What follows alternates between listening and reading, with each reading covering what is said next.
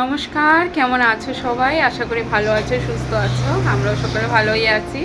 আর আজকের ব্লগটা এখান থেকে স্টার্ট করলাম। উঠেছি অনেক সকালে, আমার পুজো দেওয়া কমপ্লিট হয়ে গেছে। এখন রান্নাঘরে গেছি, রান্না বসিয়েও দিয়েছি। ভাত করব, ভাত না ফ্রাইড রাইস করব। আর ওরা বলছে ইসে খাবে, তোমার পালং চিকেন, তো সেটা করব। আর আজকে গুড়িয়া বাড়িতে আসছে, আর তার সঙ্গে মাও আসবে, মা আসবে, আর ভাইয়ের বউ, আমার ভাইগনা সবাই আসবে। ভাইগনা না। চলো দেখতে থাকো আজকের ব্লগটা, আশা করি ভালো লাগবে। চলে আসলাম রান্নাঘরে। আর এদিকে দেখো, আমি মাংসটাকে একটু আদা বাটা, রসুন বাটা, জিরে গুঁড়ো, লঙ্কা গুঁড়ো, একটু লঙ্কা বাটা আর হলুদ লবণ দিয়ে মেখে রেখেছি। আর কিন্তু এখনও কিচ্ছু দেইনি এটার মধ্যে। আর এদিকে কড়াই রেডি করে ফেলেছি।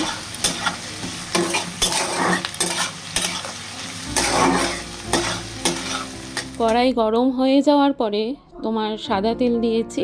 আর এই রান্নাটাতে কিন্তু সাদা তেল দিয়ে করতে হয়। আর আমি কিন্তু ওখানে পেঁয়াজ কুচি প্রথমে ফোড়নে দিয়েছি, একটা তেজপাতা, শুকনো লঙ্কা, পেঁয়াজ কুচি দিয়ে টমেটো কুচি দিয়েছি।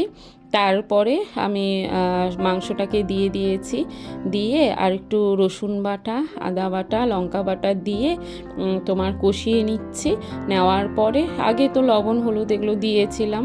এখন একটা আলাদা পাত্রে তোমার পালং শাক সেদ্ধ করে ওইটাকে ধুয়ে নিয়েছিলাম। পালং শাকটাকে একটু হালকা নুন দিয়েছিলাম সেদ্ধর সময়। তারপরে মিক্সিতে হচ্ছে পালং শাক, দুটো লঙ্কা, কাঁচা লঙ্কা আর হচ্ছে ধনিয়া পাতা একসাথে পেস্ট করে এনেছি। তারপরে আমি কিন্তু ওই পেস্টটাকে এই মশলা মাংসটা যে কষছিল তার মধ্যে দিয়ে দিয়েছি। আর পাশে যেই মিক্সারটা ছিল তা ধুয়ে একটু জল পাশে দেখো গরম করতে দিয়েছি। আমার কষানো হয়ে গেলে জলটা দিয়ে দেব। তার মধ্যে যখন আমি মাংসটাকে কষাচ্ছিলাম তখন কিন্তু আমি দিয়েছিলাম, তোমার গরম মশলার গুঁড়ো দিয়েছিলাম। আর ফোড়নও কিন্তু জিরে দিয়েছিলাম, গোটা জিরে। আর এদিকে আমার ফ্রাইড রাইসটা হয়ে গেল। রান্না করার সময় দিব্যি রান্না করতে পারি, কিন্তু ভয়েস দেওয়ার সময় ভুলে যাই কোনটা কি করেছি, কিভাবে করেছি। আর শেষে কিন্তু একটু ঘি দিয়েছিলাম।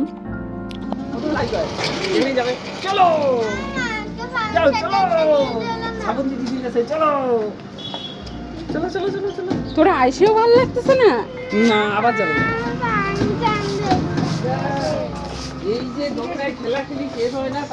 আমি যদি কোথাও ঘুরতে যাই সেটাও ব্লগ ঠিকভাবে বানাতে পারি না। আর আমার বাড়িতে যদি কেউ আসে তখন আমি ঠিকঠাকভাবে ব্লগ বানাতে পারি না। দেখো ওরা আসলো, কি করলাম, খাওয়া দাওয়া করলাম, কিছুই তোমাদের দেখাতে পারলাম না। আর এটা সন্ধ্যাবেলা, সন্ধ্যার দিকে ভাবছি যে আমি তো ব্লগটা কিছুই করলাম না, একটু দেখাই আমরা কি করছি না করছি। বাবা, কি করতেছো তুমি? কি করতেছো? দেখি বাবা, তুই কি খাচ্ছিস সেদিকে নিয়ে আয় তো। তুমি কি মিউ খাচ্ছ নাকি? রে বাবা, বুতু। আচ্ছা, আজকে ঠান্ডাটা কিন্তু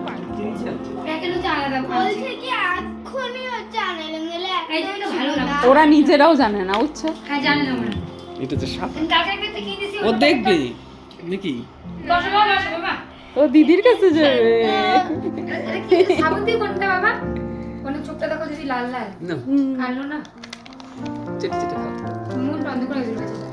কি খাচ্ছ বাবা? এটা কি খাও তুমি?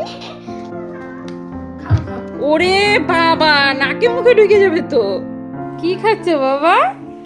ও দেখাবে দেখে ঘুরে বসলো। জামা ভর্তি লাগাই দিচ্ছ, ভালো করে খাও। খাও খাও খাও। আমাকে একটু দিবা? দেখছো ক্যামেরার সামনে আসবে। দিবা একটু না? ওকে দুধ দিবে। খাবো? এটা খাই নেবো?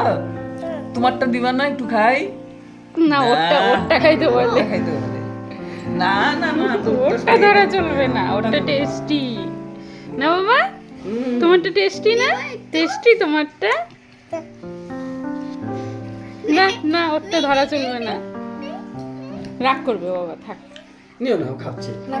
থাক, দেখো না কিভাবে তাকাচ্ছে। আর এদিকে কিন্তু ও প্রচণ্ড দুষ্টুমি করছিল, আর দীপঙ্করকে দেখছে বাথরুম থেকে বার হচ্ছে, আর ও কিন্তু দীপঙ্করকে ভয় পায়।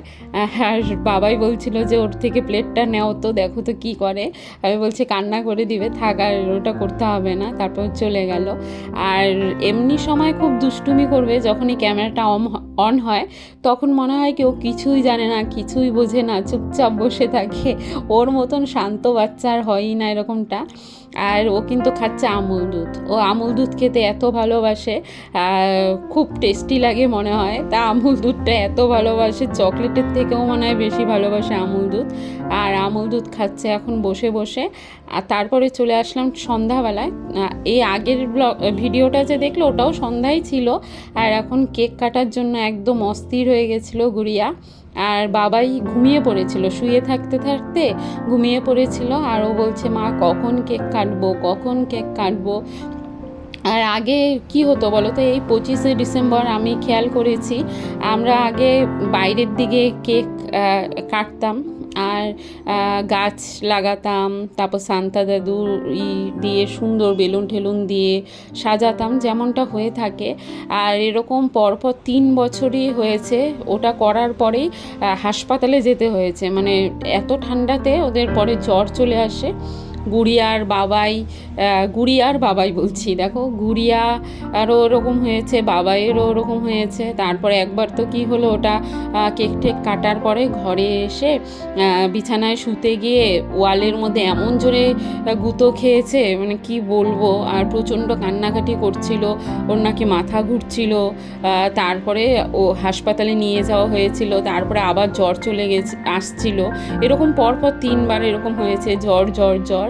তারপর থেকে না আমরা আর কেক কাটি না, আর কেক আনতামও না। তাই এবার ওর ঠাম্মা এনে দিয়েছে কেক, তার কারণে আর বাইরে না ঘরে কাটা হচ্ছে। ভাই হা করে আছে, ভাই একটু দে বাবা, না করো বাবা, কি দিচ্ছি? চকলেট দিতে, চকলেট চকলেট দিতে।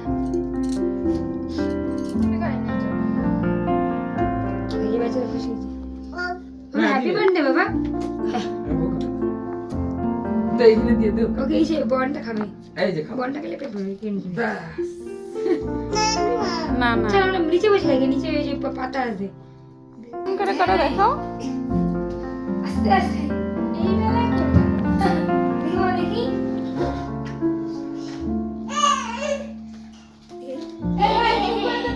এই যে দেখো, এই যে কি দেখো না, দেখো দেখো দেখো বেলুনটা হাত থেকে নিয়ে নাও, ওর থেকে কথা কিনে দাও, যা বাড়ি যা, ভিডিও তুলবো না। কে পোশাক বাড়ি নতুন নিয়ে নিয়ে আবার আবার আই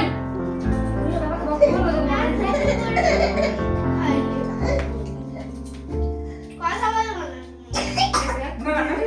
হ্যাঁ না, হ্যাঁ হ্যাঁ হ্যাঁ থাক। কাশি উঠবে তো গুড়িয়া দিদিকে আমি দাও।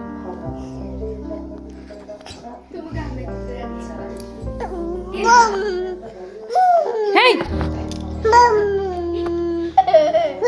দিদিকে হাম্মি দাও, হাম্মি দাও দিদিকে।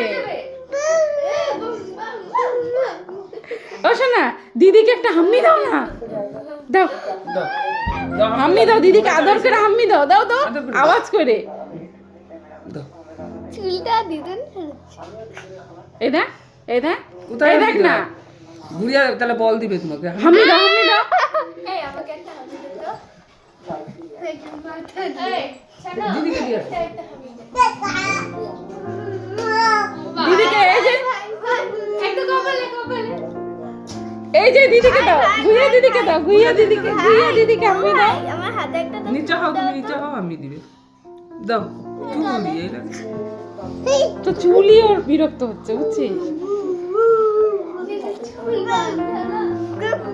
দেখো বই পড়ো তো, বই পড়ো। 2 আর তারপর আচ্ছা 2 লিখছো, তারপর কি লিখবা? তারপর বাবা 2, তারপর একদি বলো তো, বলো বাবা, একদি বলো, 1 2 বলো, 1 2 3 কোনটা কি সুন্দর করে ধরেছে দিদি। ধরতে পারবে সুন্দর।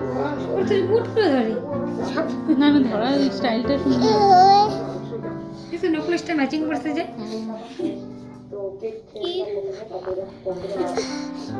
ও বাবা, শুয়ে শুয়ে বইয়ের উপরে শুয়ে কেউ পড়াশোনা করে। 1-2 বলো তো একটু। হ্যাঁ, তারপর এরম নিয়ে হচ্ছে না তারপর